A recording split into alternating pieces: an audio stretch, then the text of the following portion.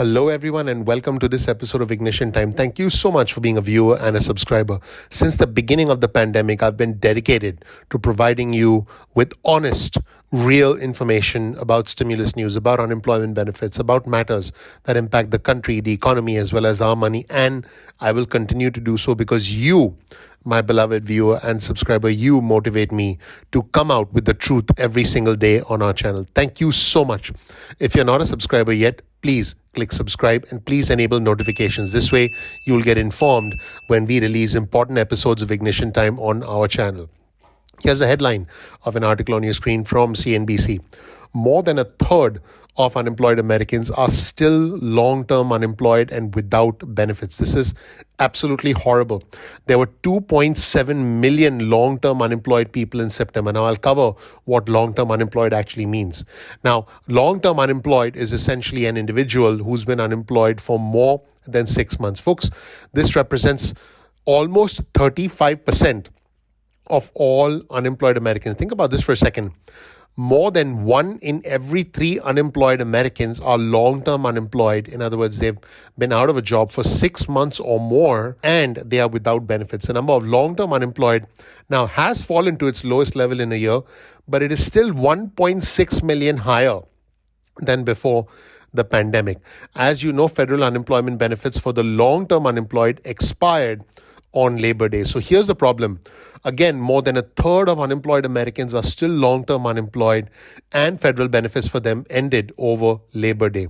Now, the good news though, if you can believe that, is that the number of long-term unemployed has been falling and last month reached its lowest level in a year. Now, in September, again, 2.7 million people, that's almost 35% of unemployed Americans, were long-term unemployed, according to the U.S. Bureau of Labor Statistics. Now, this again is a period of joblessness, unemployment that lasts at least 6 months and poses significant financial risks for households. Now, here's the problem, folks.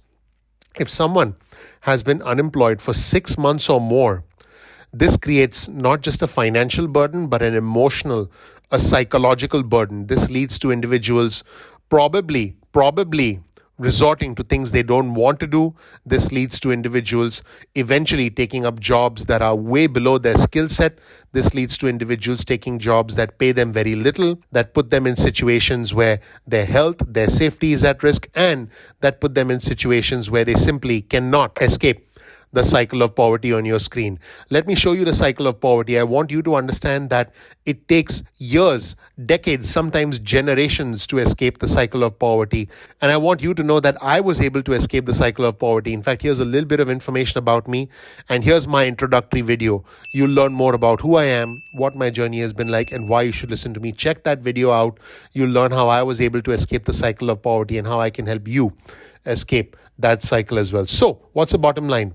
The number of long-term unemployed were at their lowest level since September and October 2020. They've fallen significantly from the peak of the pandemic.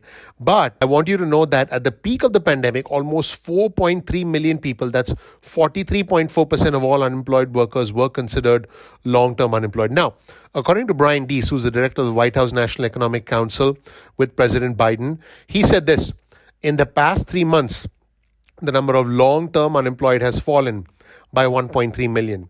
That is the largest 3-month decline since the Bureau of Labor Statistics began keeping records in 1948. So obviously, you can expect the White House to brag about this. But the fact is, a lot of Americans still need help. The fact is, there are 1.6 million more long-term unemployed than before the pandemic, and they receive no federal support right now. Now, I want our viewers and subscribers to know that as a long-term unemployed individual, you are typically, I say typically because every state's a little different, you are typically not eligible for state unemployment benefits, which generally last for about 26 weeks. That's right around 6 months.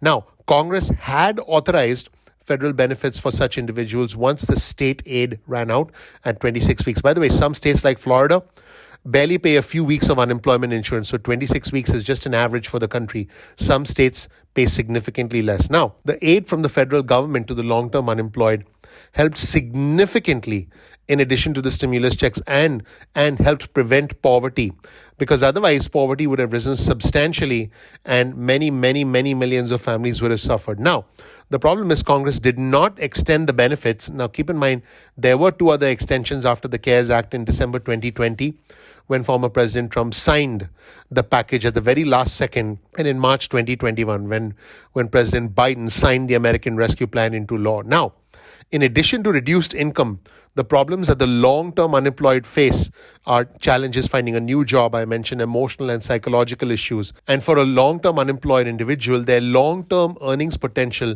is generally impacted, and they find it very difficult to get a new job. And also, if they get a new job, it tends to be a low-paying job. And this is the problem. Now, the September jobs report, which I did cover on our channel, I did do another video on our channel exploring the September jobs report, that suggested that the Delta variant has caused a slowdown in employment growth.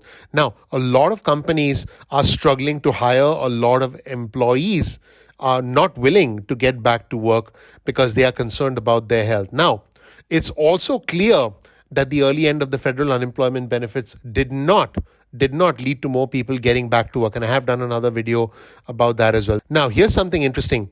A recent report from the US Department of Labor showed that less people are actually seeking unemployment benefits. Now, claims for benefits fell to their lowest level since March 2020 in the early days of the pandemic. In fact, let's show you the initial claims for unemployment insurance on your screen right now. You'll see in January 2021, we had 781,000 claims. In February, those claims started to taper off a little bit. And as we go through the year, you can start to see that those claims have started to come down. And now the most recent report showed 293,000 initial claims for unemployment insurance. These are individuals applying for unemployment insurance for the first time. Now, this suggests that people are gradually getting back to work because the Delta variant is slowly getting behind us. It's something that we can now start to see in the rearview mirror. But the question is, can the long-term unemployed find work? Well, folks, it's not easy. According to Andrew Stetner, a senior fellow at the Century Foundation, with job openings still at high levels, the conditions for an economic recovery remain in place, but progress finding quality jobs is coming slower than expected. What is the bottom line? It is getting harder and harder for the long-term unemployed to get back into the workforce. Even if they can get back into the workforce, how can they find a job that matches their skill sets, that provides them with enough wages to live a decent life, not just the American dream, but a decent life. And more importantly, a job that's safe, that's satisfying, and that provides dignity of work. And this is a tragic challenge. This is a sad reality faced by the long-term unemployed. Thank you so much for watching. Please click like, please click subscribe, please enable notifications.